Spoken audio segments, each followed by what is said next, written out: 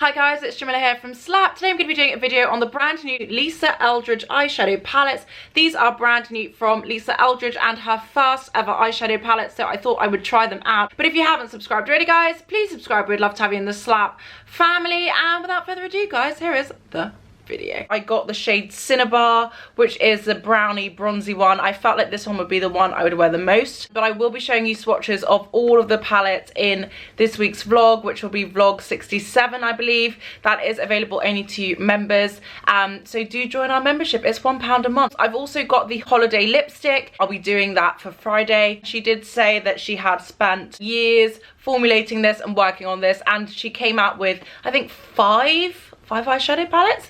I will go through it all, but she came out with 5 eyeshadow palettes. I swatched them all. They are really nice. They're all very different. One's like very green and highly pigmented. One's very soft and kind of rosy. One's bronzy. One's plummy, which plummy one was very tempting, I have to say. I almost got the plummy one. I decided to go for the bronzy one, Cinnabar. I'm going to quickly talk you guys through it, read you some blurbs, show you some swatches, and then I'm going to get into a demo. She does also have all of the pans available separately, so if you want to mix and match or you want to create your own custom one, you can do that once you've bought a palette, and then you can buy the extra pans as well. So this is £49 and 68 US dollars. Quite punchy in dollars. She says 5 ultra chic and playful eyeshadow palettes housed in beautiful, bespoke, slim and elegant compacts.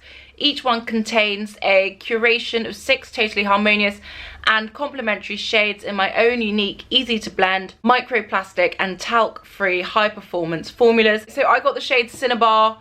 The one that kind of drew me in initially, it was bronzy, it was brown. I was like, I'm definitely gonna get that one. Although when I tried it on in store, it was a lot more brown. I thought it would have a bit more warmth in it, a bit more rosy warmth in it, but it was actually very, very bronze and very brown. So if you're not looking for a bronzy brown, then maybe this one's not the one for you. Muse was definitely up my street. It was a really nice, soft, kind of neutral, warm, neutral, rosy palette, but it was a bit light for me and it didn't really pop as much as I wanted it to, but that was really nice. Sorcery was very pigmented, like I mentioned. Myth was the one I almost got. So I'm just going to get into it, guys. I'm going to show you the packaging, show you some swatches, and then I'm going to get into a demo.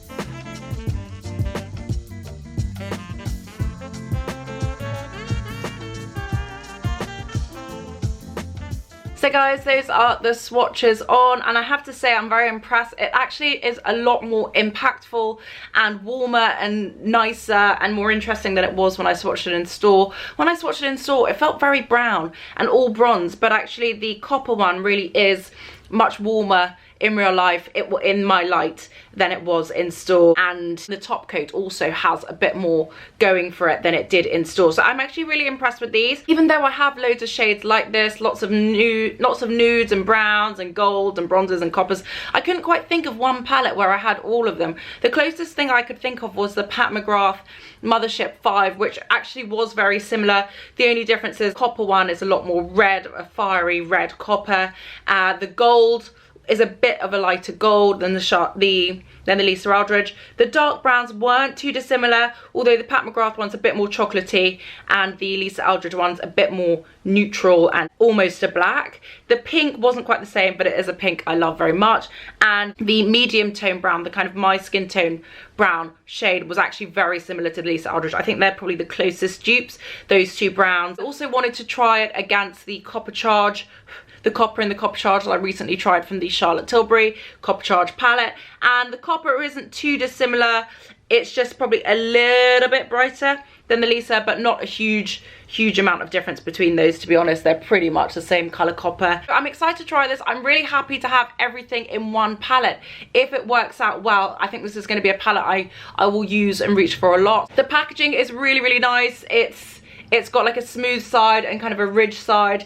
It's a really nice magnetic close. That's very simple. It's very pretty. It's like a proper eyeshadow palette. All the pans are like reasonably sized. They're not too small, they're not too big. The mirror is really nice too. Kind of curvy, very spacey. Just gonna get into it. I'm gonna show you guys a demo.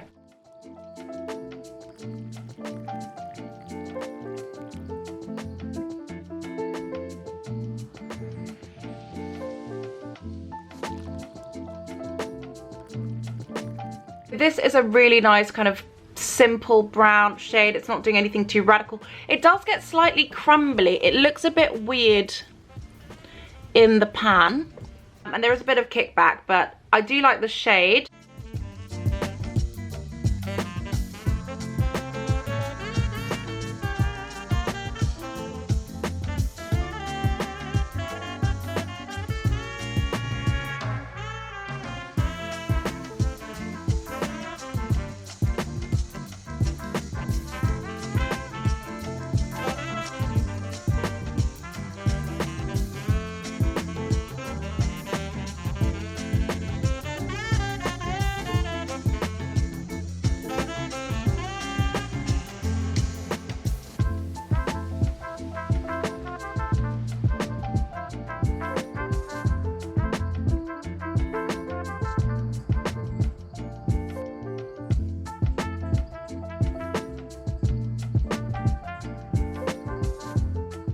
The blend out of the shimmer to the matte is actually really nice.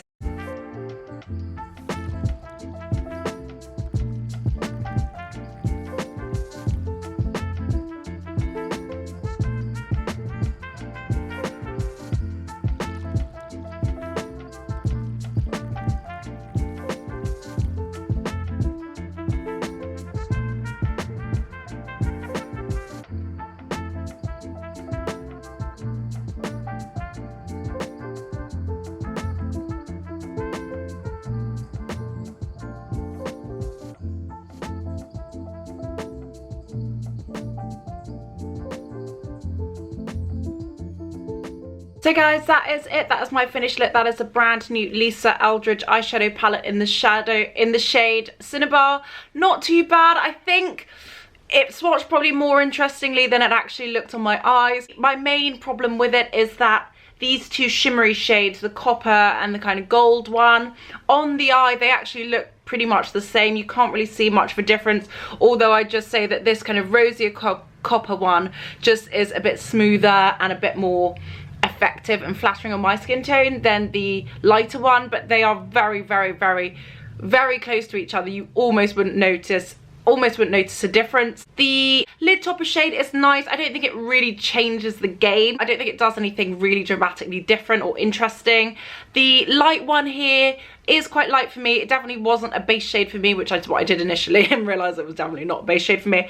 But I can imagine it looking good doing like one of those kind of 90s eyes. The brown one was probably my favourite shade. It's nice, it's chill, it's not the most remarkable brown I've ever had, but it's a nice brown and it just does the job. This copper shade was probably my favourite of the shimmery ones. It definitely did more than anything else. Definitely looked the nicest of everything. I think these two together were the best for me. So yeah, I think it's okay. I like the packaging a lot. I like holding it. It's really nice.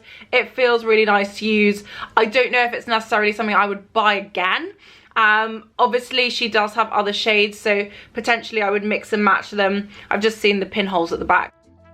Maybe I would get something a bit rosier. I think it could have really done with like a deeper, richer, rosier matte, or a rosier shimmer, or a more sparkly top coat. I feel like the top coat should have a bit more to it. I thought it was going to be like that Chanel one that I didn't get, that I still think about. I thought it was going to be like that, and it just wasn't like that. It's nice, but it doesn't top coat enough, if that makes sense. It's like a top coat, but it's not like doing enough. Like I want it to give me like sparkle and glitter and just like transform the shadow. It just kind of is like a very sheer glitter that just sits on top of the shadow. It doesn't necessarily transform it. It doesn't necessarily change the game or change the look in any way, which kind of makes it slightly pointless and slightly redundant. So yeah, I think for these two shadows it's really nice.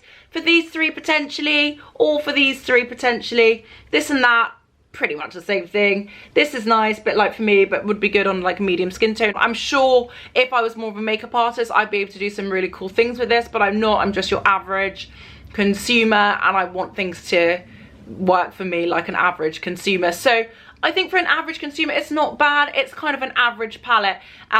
So yeah, not bad. It's pretty. I'm very excited now to try the lipstick. I have a feeling I'm gonna like that a bit more than I like this. I love the packaging of this. I'm looking forward to seeing the other colour stories she does, and if she can kind of richen things up a bit. I mean, I'm a richer, deeper skin tone. I want a bit more oomph. I want a bit more pizzazz. I want a bit more like impact. I want a bit more like jazziness and vibes. I will keep using it, I will keep testing it, I will keep having a play with it, and I will keep you posted on how I go. Let me know your thoughts in the comments down below, guys. Do you like the look of this? Will you be buying it, or will you be trying it? Do you like the fact that it's very subtle? Is that something you're looking for in an eyeshadow? Let me know. Anyway, guys, thank you so much for watching. I hope you like this video. If you haven't subscribed already, guys, please subscribe. We'd love to have you in the Slapp family. Thank you guys so much for watching, and I will see you on the next one.